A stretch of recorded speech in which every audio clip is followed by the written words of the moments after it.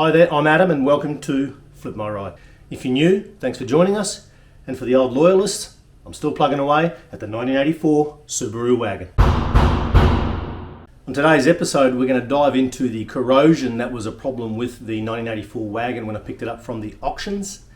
Now at the auctions it stated bad corrosion. When I picked the car up and when I went and looked at it, it seemed like it wasn't too bad at all and I couldn't understand the description. Now these are renowned for rotting away with rust in the sills, quarter panels, the boots, can be very heavily affected.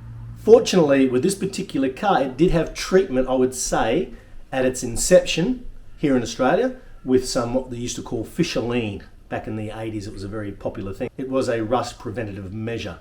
That, however, didn't stop corrosion on this particular car. So in today's episode, I want to show you how I have gone about addressing that, fixing it and making it look better, stopping the progression of that surface rust to become anything worse, and how I touched up a few other things on the car.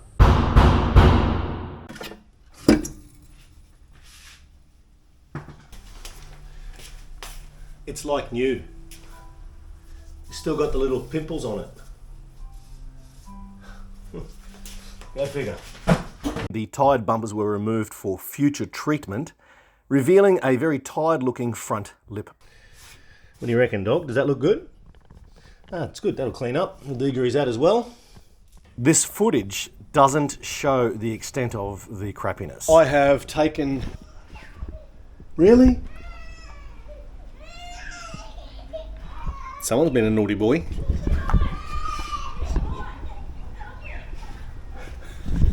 Poor mums.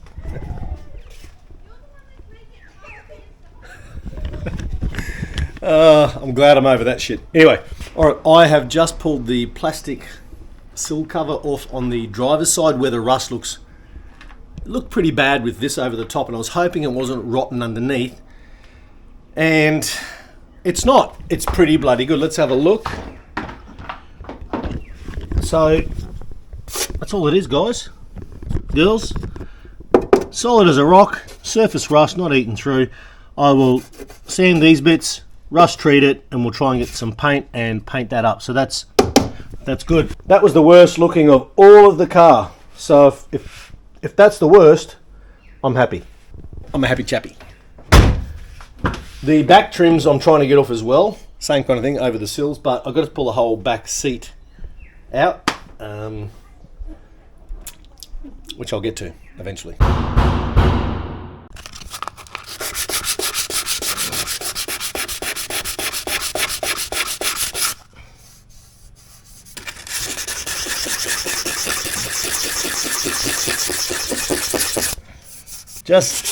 I'm taking off the heavy rust. It's not really that heavy. There's a few little ups and downs in there. I'll put some rust treatment on it and then I'll spray putty it. I've got a bit of spray putty there. Well, that's set, and then I'll spray some silver on it later. But there's no damage to the car itself. It's just really the paint had thinned out and a little bit of surface rust developed. All good. Got the other door to do. The other side, the passenger side is good. The driver's side rear isn't as bad as this, but it'll need a touch as well. I'm just going to spray now with the rust converter on these spots. I also rust treated all relevant door sills at this point. We'll let that convert and then we'll clean it down and we'll put some undercoat and primer, and I'll try and get some colour matched up tomorrow. Turns out that's the colour there.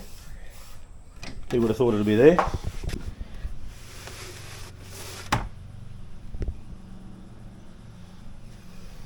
Sanded it and treated it. I'll let that dry, wipe it, and then I'll put a spray putty. Same on that one. This one isn't actually rust. I've sanded it now, but all of that was fish oil. It's been fish oil. Oh, someone's taking care of it. Yeah, look at this. This is all fish oil. See? Oh, yeah. Yeah. The bottom of the doors, you can see it dribbling out of the holes. Oh, someone's going down. So when it was new, it might have been done. I doubt it. Because it was a thing when I got my licence in '88. Fisherline was the thing. Oh, was it? You pour it in everywhere. Yeah. With the sanding done and the treatment done on the sill here, it's, as I said, it's not bad. I'm going to etch prime it, a couple of coats, and then we'll spray putty, primer filler, sorry, and then we'll get onto the silver.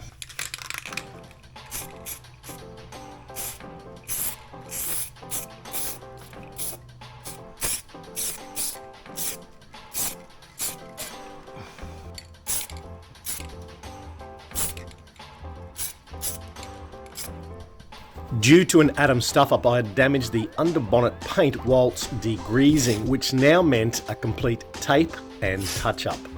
Not happy Jan. Alright, I've spray putty on those now. They look really good.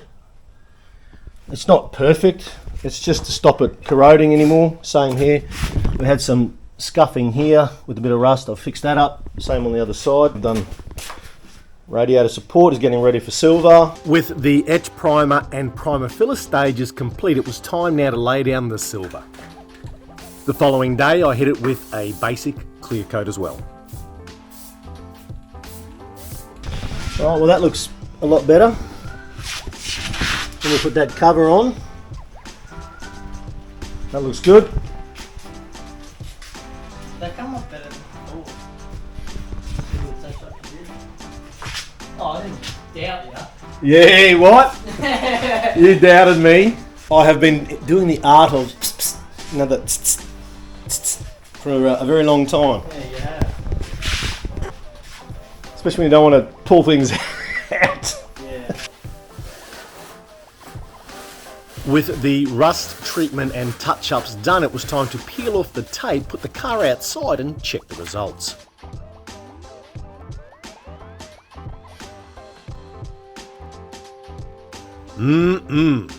That is a big improvement. As you can see, there's progression being made with that, and that's been treated now. It'll stop it going any further. That rust, clean it, sand it back, treat it, coat it with some etch primer if there's some bare metal there, put some spray putty on it or filler, layer it up, smooth it down as much as you wish to do so. I didn't do a lot of that because it's all hidden by plastics and under the bonnet, so I wasn't too anal about that. And then put your top coat on, and if you want to, put a clear coat on, which I have done also. That's why under the bonnet looks pretty good. The colour isn't exactly the same as the original, but I'm pretty happy with it. Next time we're going to be doing the interior, and it's just a progression through all of the things that add to detailing the car to make it pop and when it's on the road. Find a bite, fix it, flip it, have some fun along the way. Remember Rushy, and we'll catch you next time on Flip My Ride. Ciao. Oh, pussing out sweat, mate.